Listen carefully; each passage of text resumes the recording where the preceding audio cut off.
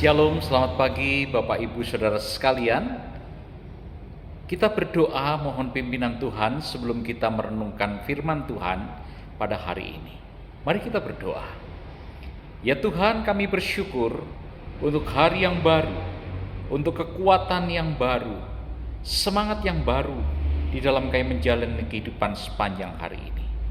Kiranya sungguh Tuhan menopang kami, memberkati kami, sehingga firman Tuhan yang kami baca pada pagi hari ini menjadi kekuatan dan berkat bagi kami. Dalam nama Tuhan Yesus kami berdoa. Amin. Firman Tuhan terambil dari kitab Wahyu pasal 21 ayat 1 sampai ayat yang terakhir. Tetapi saya akan membacakan beberapa ayat mulai dari ayat yang kelima sampai ayat yang ke-8. Demikian firman Tuhan. Ia yang duduk di atas tahta itu berkata, "Lihatlah, aku menjadikan segala sesuatu baru." Dan firman-Nya, "Tuliskanlah segala sesuatu, segala perkataan ini adalah tepat dan benar."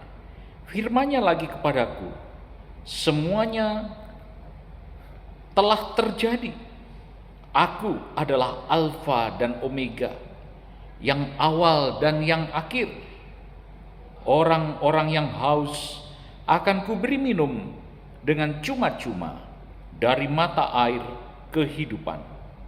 Barang siapa menang, ia akan memperoleh semuanya ini, dan aku akan menjadi Allahnya, dan ia akan menjadi anakku." Tetapi orang-orang penakut, orang-orang yang tidak percaya, orang-orang keji, orang-orang pembunuh, orang-orang sundal, tukang-tukang sihir, penyembah-penyembah berhala, dan semua pendusta, mereka akan mendapat bagian mereka di dalam lautan yang menyala-nyala oleh api dan belerang. Inilah kematian yang kedua. Saudara-saudara, akhir dari kitab yang kita baca dan kita imani dan kita renungkan adalah Tuhan akan menyediakan segala sesuatu yang baru, saudara. Yerusalem yang baru. Firman Tuhan ini mengatakan bahwa Tuhan akan turun dari surga, kota mulia yang turun dari surga. Saudara, dikatakan Yerusalem baru akan turun dari surga, bukan dibentuk dan didirikan oleh manusia. Kedua, kalau kita perhatikan, Allah sendiri yang akan menjadi bait suci dan kemuliaan Allah yang akan meneranginya, sehingga tidak ada matahari dan bulan. Ayat 22, ayat 23. Dan yang ketiga, saudara, orang-orang keji, najis, pendusta, pesundal, mereka tidak akan masuk dalam tempat itu.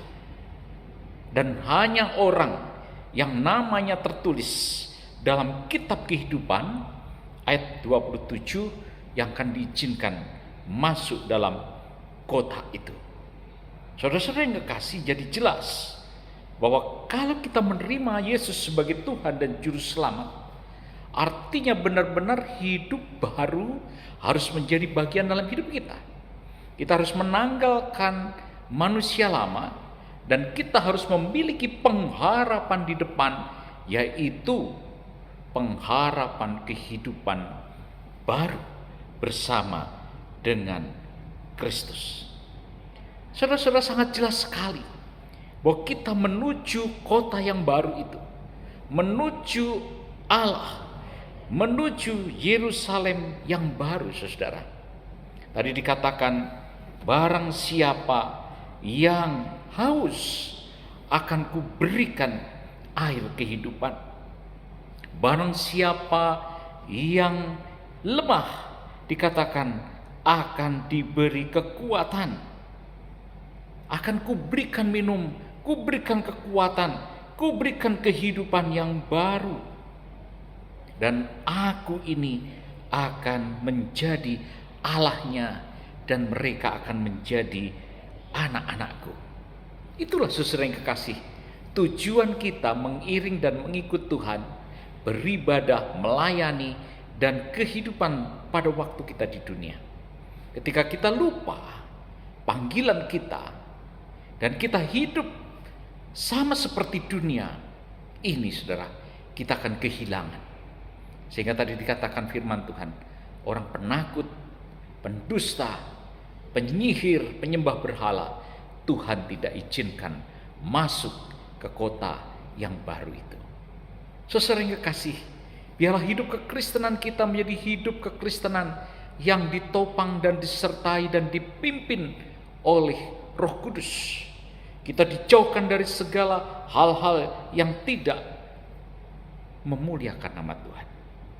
Kita mempunyai pengharapan di dalam Kristus, karena janji Tuhan sendiri, Dia akan menghapuskan air mata, Dia akan menghapuskan segala kematian, bahkan tidak ada lagi perkabungan, ratap tangis, duka cita, sebab segala sesuatu yang lama telah berlalu.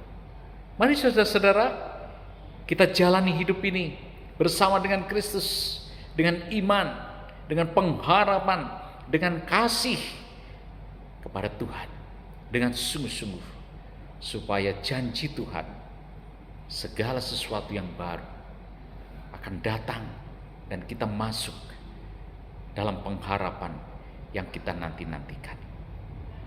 Kiranya Tuhan menyertai.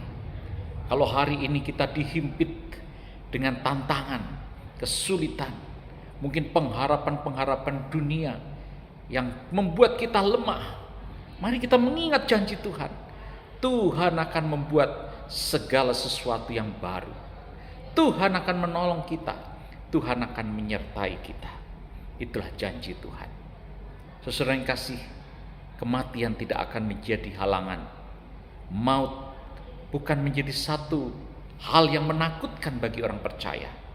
Tapi saudara-saudara, kehidupan yang kekal bersama dengan Tuhan, itulah yang dijanjikan Tuhan bagi kita. Kiranya Tuhan menyertai, Tuhan memberkati, Tuhan memberikan kekuatan dan semangat di dalam kita melayani Tuhan sepanjang hari ini. Tuhan memberkati kita. Mari kita berdoa. Bapa Surgawi, kiranya Roh Kudus menerjemahkan firman-Mu di dalam hati dan pikiran kami, supaya hidup kami menjadi hidup yang berkemenangan. Bukan kita kehilangan pengharapan, tapi kami tetap tertuju kepada Kristus yang hidup. Terima kasih untuk janji Tuhan. Terima kasih untuk firman Tuhan yang kami baca pada pagi hari ini. Setiap jemaat-Mu yang mendengarkan, biarlah iman mereka diperkuat. Yang sakit kiranya Tuhan memberi kesembuhan, yang lemah Tuhan beri kekuatan, dan biarlah kami terus memandang kepada Kristus, Tuhan dan Juru Selamat kami. Terpujilah nama-Mu Bapa. Berkati bangsa dan negara kami. Berkati Gereja Kristus Ketapang dan semua pos-pos dan di dalam pelayanan-pelayanan kami. Inilah doa kami Bapa. Di dalam nama-Mu kami berdoa. Amin. Selamat pagi, selamat beraktivitas. Tuhan menyertai dan Tuhan memberkati kita semua. Amin.